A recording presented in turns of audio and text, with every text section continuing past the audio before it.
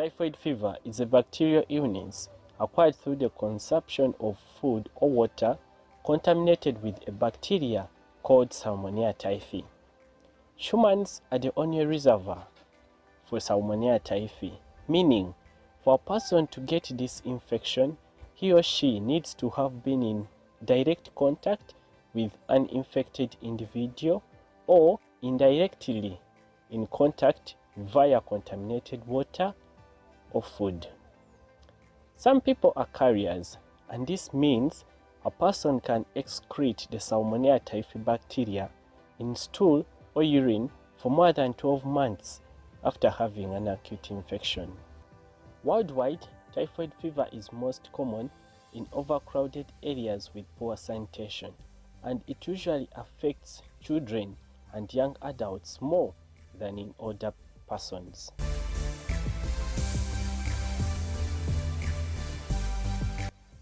Typhoid fever symptoms usually come 5 to 21 days after ingestion of the causative microorganism in contaminated food or water.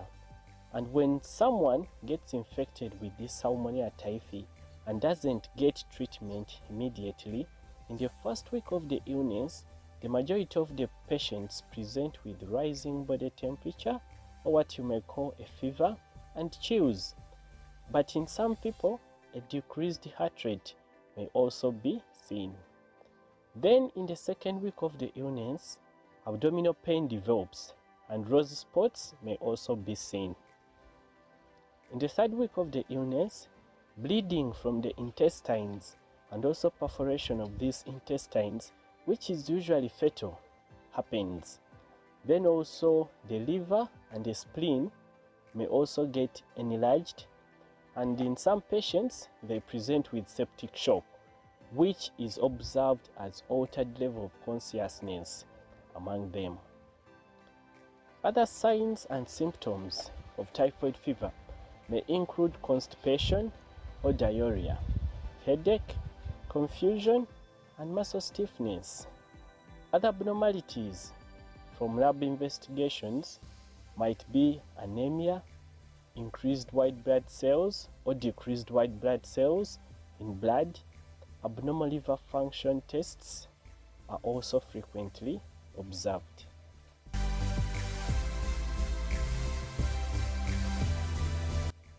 The possibility of typhoid fever should be considered in a patient who presents with fever, abdominal pain, diarrhea, or constipation, with a duration of fever being more than 3 days. In such a patient, blood and stools are collected for culture in order to isolate the causative microorganism. Other specimens can also be cultured, including the bone marrow, actually which yields the most sensitive culture.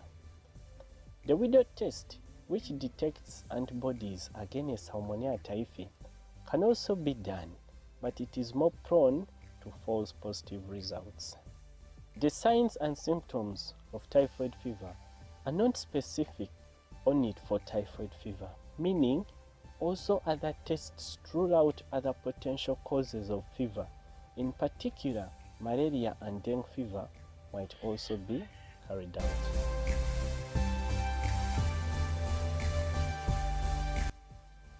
Typhoid fever is usually treated with a single antibacterial drug. The choice of the antibiotic used depends on several factors, including the severity of the illness, the local resistance patterns to the drugs, and the available resources. The main drug options used include the first antibiotic class called fluoroquinolones, within which we have drugs like ciprofloxacin and ofloxacin. Another second class of antibiotics that can be used include the third generation cephalosporins, especially the drug ceftriaxone. And also another drug called azithromycin is usually used. Then another class of antibiotics called carbapenems, including drugs like meropenem, are reserved for suspected infections with extensively drug-resistant strains. For patients with severe systemic illness, having symptoms like coma or shock, we suggest adjunctive dexamethasone to also be used together with the antibiotic therapy. Then for patients with intestinal perforations, surgical intervention is also recommended. In some patients, relapse of typhoid fever can occur 2 to 3 weeks after the previous infection, and they should be treated with an additional course of antibiotics. Although chronic carriers do not show the signs and symptoms of the disease, they represent an infectious risk to others, particularly if involved in food preparation. Therefore, they should also be treated with antibiotics, and the most preferred choice being the fluoroquinolones, that is, the drugs ciprofloxacin or ofloxacin. As explained earlier, typhoid fever is acquired through the ingestion of contaminated food or water. Therefore, good attention to good personal hygiene, good food hygiene, and also access to safe clean water is paramount to the prevention of typhoid fever. Globally, there are also 3 vaccines that are used in the protection against Salmonella typhi.